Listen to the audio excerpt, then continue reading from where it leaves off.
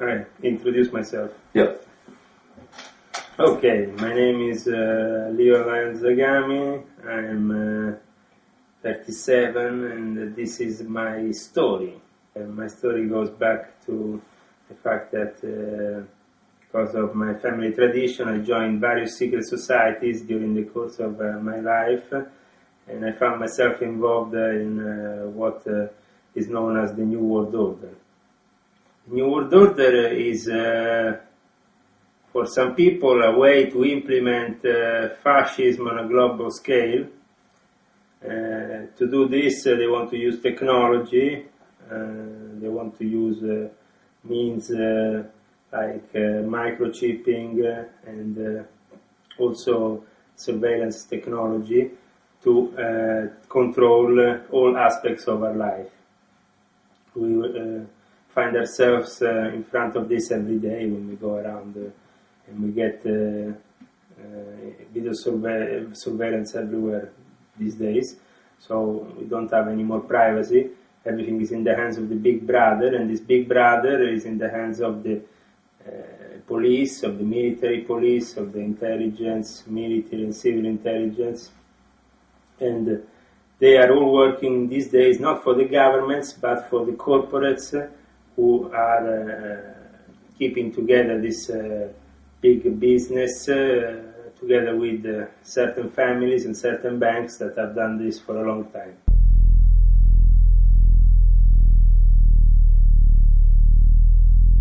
Well, my personal experience. I can talk about my personal experience. I was initiated on the 13th of April 1993 in Rome. It was a peculiar time in Italy because the P2 Lodge scandal had erupted and Freemasonry was in turmoil. Grandmaster Giuliano Di Bernardo, who is now the Grand Master of the Academy of the Illuminati in Rome, split it from the Grand Orient of Italy and was forming his own Gran Loggia Regolare d'Italia, which was the only one recognized by the United Grand Lodge of England. And I found myself initiated by Prince Alliata di Monreale, which is an Italian aristocrat who goes back a long time with his family and my family. We have a relationship of a few hundred years and even some relatives in common.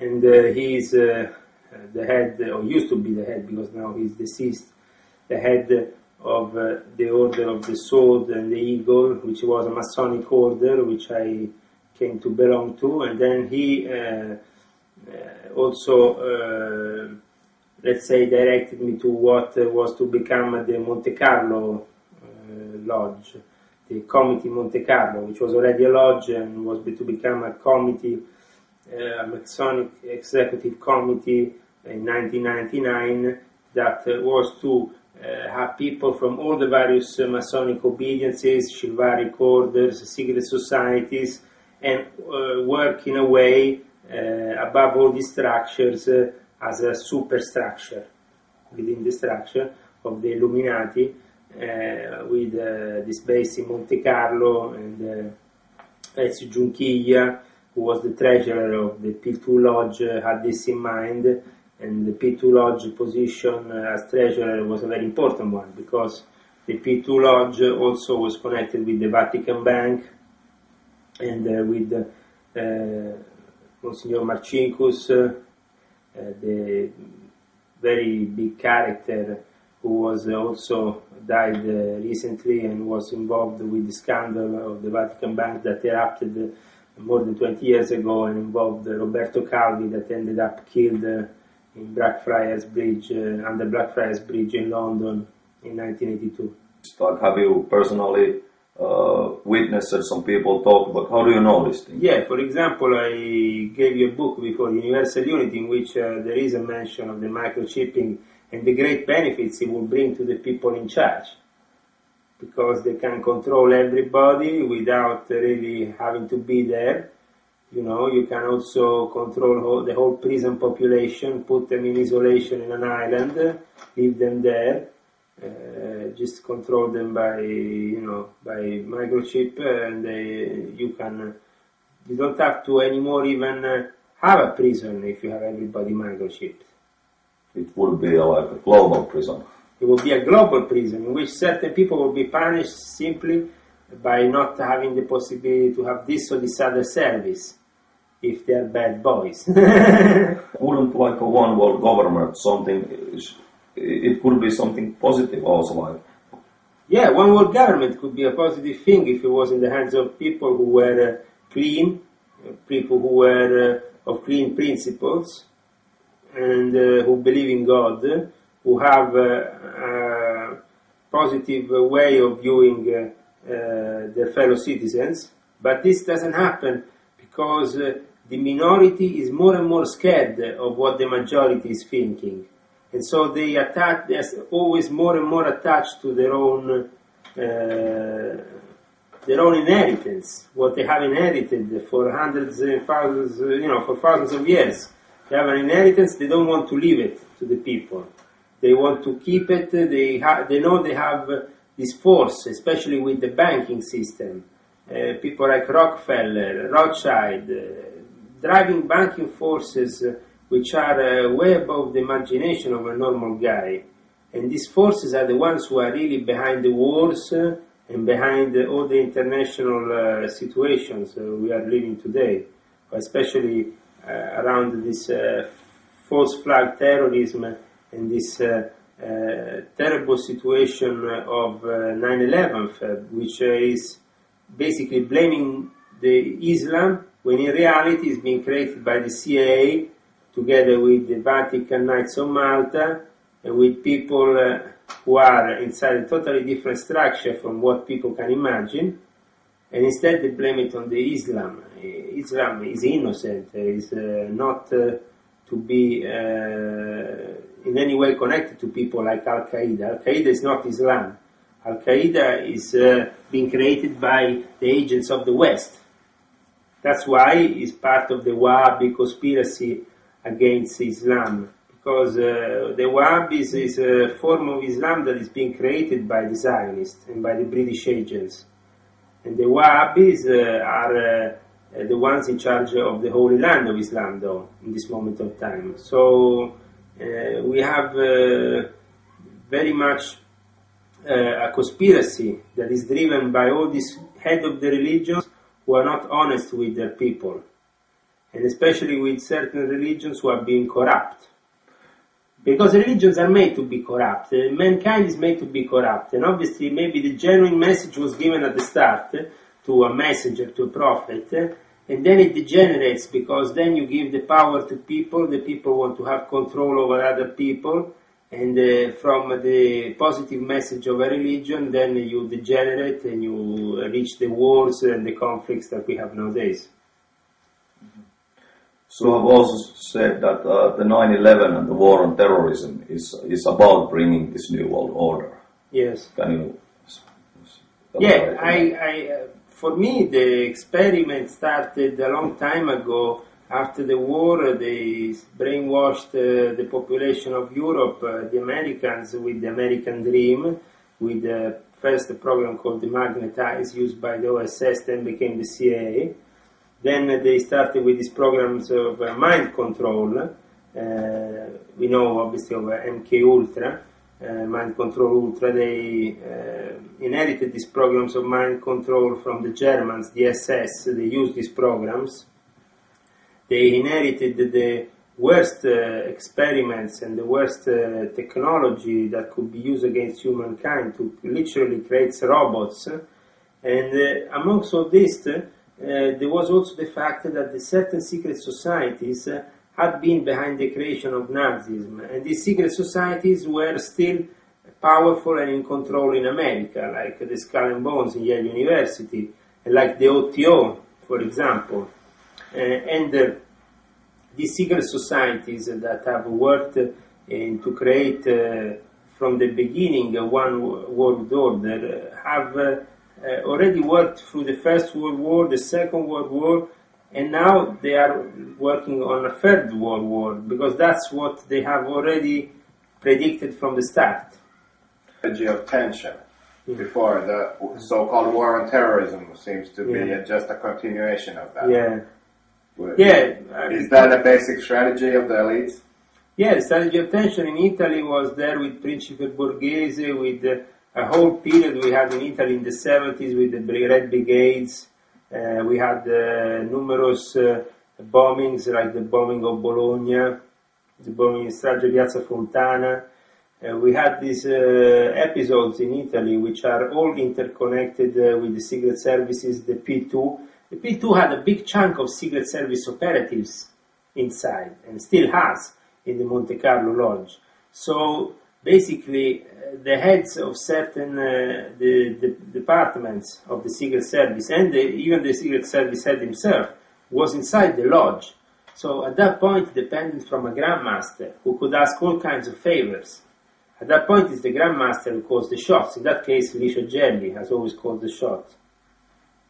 And the strategy of tension started with these experiments like the Bologna bombing, and then ended up with the 9/11. It's the same kind of psychology, just enlarged. First there were bombings on a smaller scale, then they made this big Hollywood spectacle for the people that had to be 9/11. Obviously, it had to be a big American show. It had to be a bit, the detonations were right on spot, so they fall down these twin towers in that way. Probably these Arabs who were totally brainwashed and led to believe God knows what participated to some extent to the hijackings, but we are led to believe that it was remote controlled, the whole thing, so there was not really much they could do. This also imaginary battle on top of Flight 93 with all this. It's all fiction, There was definitely a big attempt for America to create a stage show for the apocalypse, for something apocalyptic, and they followed also the Zohar, which is a book, a Jewish book, the Book of Splendors, in which the 9/11 attack is detailed also in the day and the year, exactly when it will happen in a big city. So they picked up from a holy book the most holy date for this event to happen. It was already written in the book, in the Zohar. So at that point, obviously, the Jews didn't go to work because the rabbis warned them in advance that the Twin Towers that there would be something coming down that day. It would be very dangerous to go to work. That's why it's not the Mossad that went around saying, listen, there is an attack, but it's because the rabbis had this written in the Book of Splendors, and because the Illuminati acted together with the Zionists on top of this Book of Splendor by acting, reflecting what is written above, below. This is also a rule of Freemasonry. So about treason, like this is very serious charges, like would you be willing to go to court to testify about things you have seen or witnessed? Yes, absolutely. I would like to witness, to be a witness of how these secret societies, especially the various secret societies involved in Satanism, have infiltrated every other form of today of clubbing, like the Rotary, the Lions Club, the Freemasons. These have all been infiltrated and now controlled by the Satanists. The Satanists are in control of this, of the Western mentality of wanting to belong to a secret society for some particular reason, and that particular reason is in Western men a sense of pride in belonging to these societies. That's why they give themselves grand titles, grand names, but I will be definitely ready to witness what I saw in regards to this lobby of people on the top who really doesn't care much of what happens below, but they are in control of the life of millions of people below by the decisions. And in the Monte Carlo committee, they were talking about controlling Grand Lodges like they were talking about controlling,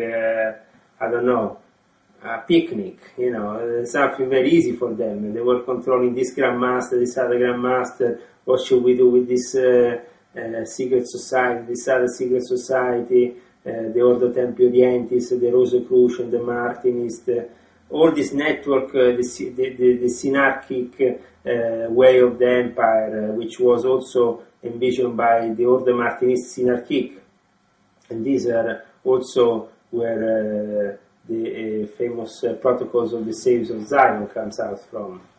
And this ambiance in which you have a conspiracy that usually is only blamed on the Jews, but it's much more complicated than that, because there is the Wahhabi involved, for example, the Emirates, the Arab Emirates, and all the Wahhabi various emirs and who are in control of the Emirates, and that is also part of the conspiracy, together with the Zionists, together with the Vatican. So we have a network, an invisible network of people that is only known to by initiation, because when you receive the Masonic light, then you can accede into the temple, the Masonic temple.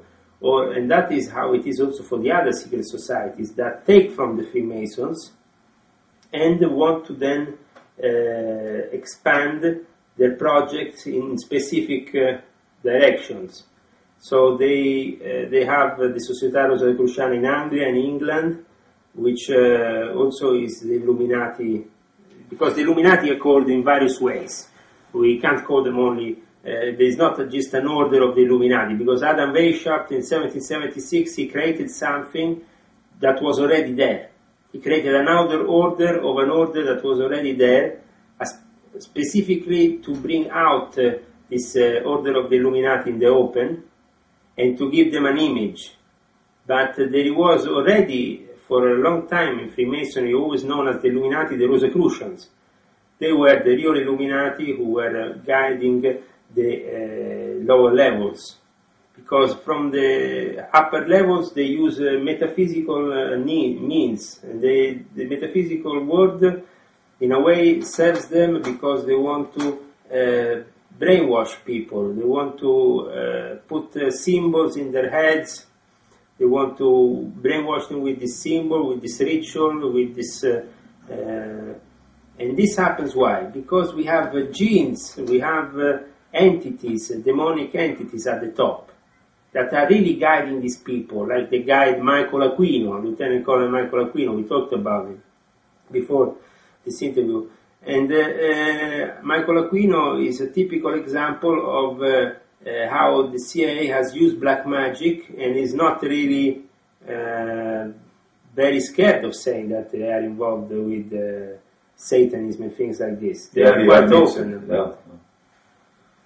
How can you be open about Satanism? It means that you are a sick society. If you're in your army, in your military intelligence, you have people that are involved with Satanism, and at such a high level, especially in the programs of mind control, because you are using this, you are manipulating people under you, and you are creating more and more control over people using this genie technology. What is genie technology? It's something that normal people don't know about.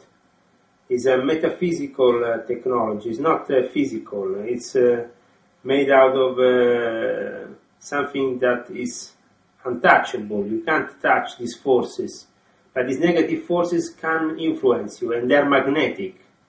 They are. That's why you have also ARP. You have also weapons made to influence your magnetic circles around you. My personal experience, I was involved in the Rotary Club International Division with the Commandante Giorgio Ugo Ballestrieri, who is involved in the United Nations Rotary Club, which is a very important division of the Rotary Club.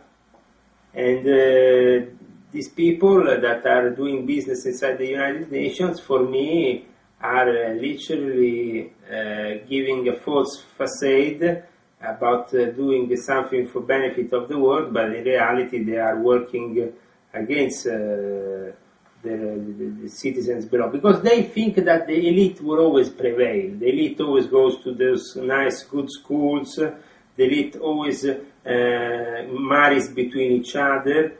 They maintain the blood very close among certain families, so they can keep the power together and the structure together. And the elite on the top is not of a particular religion because they are Satanists, so they are fundamentally atheists. The Satan likes to play tricks with men and to make them think they are in control, and actually the greatest trick that he can play on men is to make them believe he doesn't exist. So for these people on the top level, it's very easy to become atheists and to use this at their advantage. Basically, you talk about conspiracy here, but don't we have like a democracy or like we have elections and things like that? Well, we have a facade which is dedicated to the normal people, to the mass, to make them happy, create a democracy that reflects really the need of the people to feel free in some way, even when they are not really free. Because obviously if they realize the power that these structures have upon their daily life, they will probably rebel. So everything is made in a way to make them believe the contrary of what is actually happening. And I think that the structure of Freemasonry is at the lower level one of the most important structures, but then you have to go up to the Illuminati societies, the various secret societies involved at the top, to get to the people who are really manipulating the whole thing. And those people are the usual families of Zionists and the Vatican who is supporting them. So you have these people who want to implement the New World Order are a series of knights from the Knighthoods recognized by the Vatican, like the Knights of the Holy Sepulchre or the Knights of Malta, the Knights of St. John. These knights are all part of the secret services in America, in the CIA, in the MI6, in the MI5, in England. So these people who belong to these intelligence services have double loyalty, not only to their country but also to a holy order they belong to, and that holy order is under the control of the Pope and under the control of the various leaders of these knighthood orders. There is many knighthood orders also outside of the Vatican that control all sorts of parts of the aristocracy. We have the Royal Order of the Garter in England, which includes all the members of the various European aristocratic bloodlines that are more or less all interconnected with each other. And then you have, for example, for the Austrians, also the Teutonic Knights still exist. And we can say that all these knighthoods have, in a way, they function as a military structure, invisible military structure that is not in the eyes of everybody, but only in the eyes of the people who know what is the significance of this cross put in a certain way, or this other color for this other garment, or whatever. They use special crosses, symbols to recognize each other, like they do in Freemasonry with the square of the compass.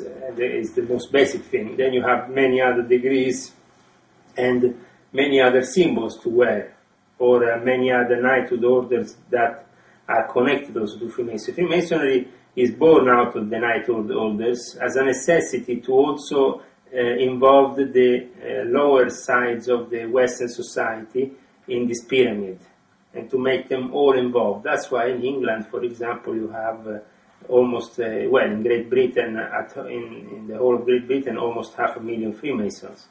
So you have not an elitarian society, but a big society with an elite that sits in the center, ruling all these people. And they literally rule them by the stick, and they control them. And certain lodges are involved with for example, like the Quote Coronati in the rebuilding of King Solomon's Temple, in what is a project that they want to have, despite of all the problems that this might create, and they have already, with actually Di Bernardo, founded a lodge after the killing of Isaac Rabin, and this lodge is in the Temple Mount, just near the mosque, and near one of the most holy, say, shrines of Islam in Jerusalem. And they also happen to do these rituals in secret under what is now the Al-Aqsa Mosque. There is some tunnels built where there was the old temple of King Solomon. And in these tunnels and in these secret places, they activate these ceremonies with high priest, high priestess, and they really are into pagan worship, these ancient family lines, especially from Europe, because they think that this is their origin, and so to respect their origin they have to be pagan worshippers of these specific cults. The drug trade is absolutely connected to the elite. I was even witness to how the elite traded with weapons, like the P2 Lodge, people like Lodge England, with the weapon trade, but also with the drug trade in South America, in Cancun, Mexico, bringing the drugs in with the CIA through Colombia, Bolivia, down into Mexico, then into America. And this is always done with the help of and the supervision always of the CIA and of the NSA and those agencies that are supposed to work for us, but are interested that this drug trade goes on because it involves the weapon trade, it involves certain kinds of exchanges, so it's all interconnected, so it becomes all legal. They are working within on the boundaries, really on the edge with legality. So they are always trying to find a way just in between. What's the European Union connection and what's going on in Brussels? The European Union was born, as we know, with the Treaty of Rome. That already should make you understand that it's born in Rome, territory of the Vatican. There is a treaty there.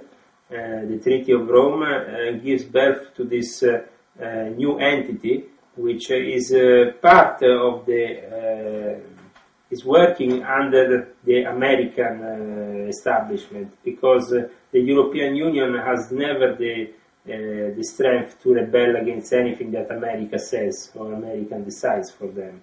The European Union is a way also of implementing the one-world government, to take over the frontiers, take away the frontiers, take over the borders, and to found a one-world government. So it's one way closer, to unify America, Europe, and they want to unify and destroy the borders because they want to control more people.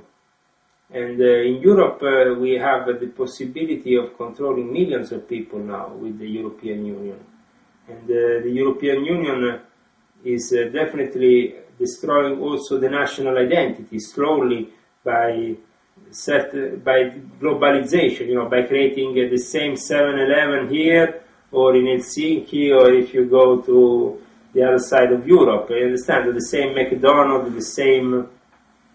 For example, we were promoting Turkey, the situation in Turkey. They organized last year, 2 years ago, a meeting for all the Grand Lodges of the Klipsas to meet in Istanbul. And this because they want to now get Turkey inside Europe. So the lodges of Freemasons move with their businesses, their Rotary clubs, their network, trying to embrace this whole, because when you're talking about Europe, Europe is a state made out of states, but for me Europe is made out of corporates that rule Europe, and out of banks that rule Europe. You have HSBC here, or you have it there, you have it, and they want to expand now to Turkey, and now Turkey is the next big thing because it's not Christian country, but at the same time they want to, the Pope wants to have control over the whole of Europe, so it's making their own, implementing their own ways of wanting Turkey into Europe. They want to say at my own conditions. You can have Turkey into Europe only if you follow our Christian heritage, our own way, our own Knighthoods, our own network.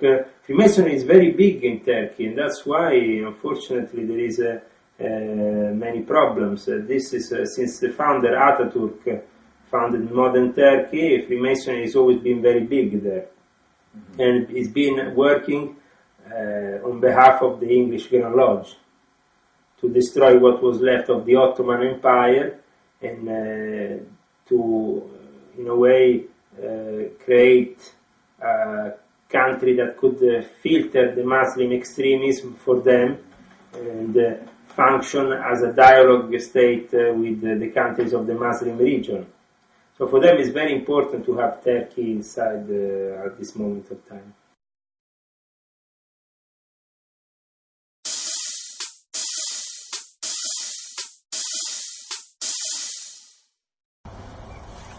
Okay, the sword, the Masonic sword. Is it recording?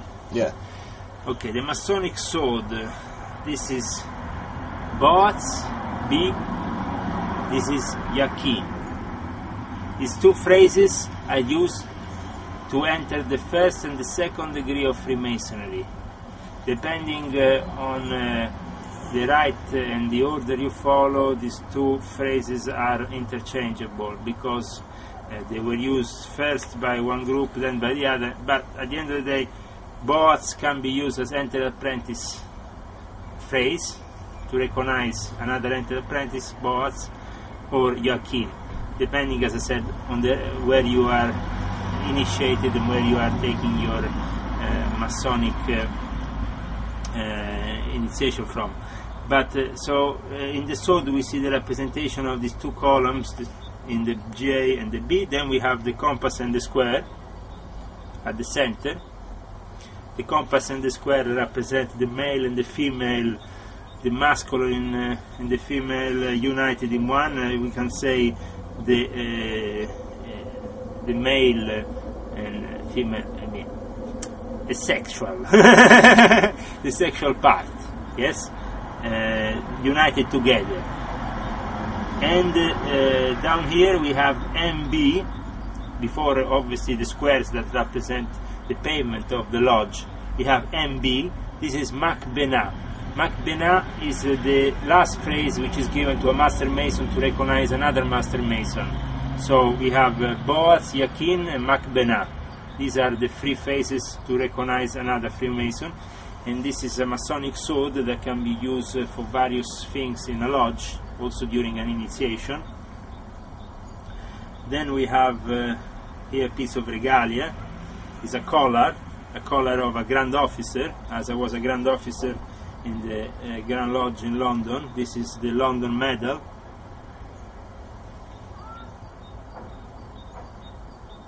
As a Grand Officer I used to wear this. Obviously I should take off my jacket. I should put it on like I used to in the old days.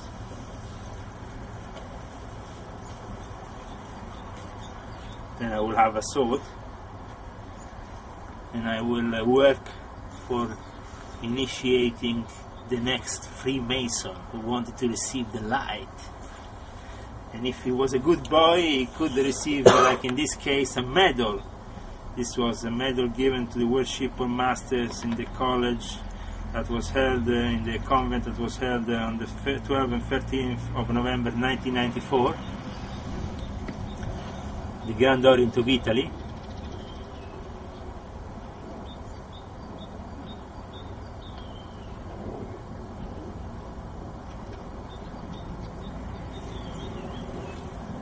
So this was a little Masonic episode, a described with the symbols picked up from the use of these various regalia, these various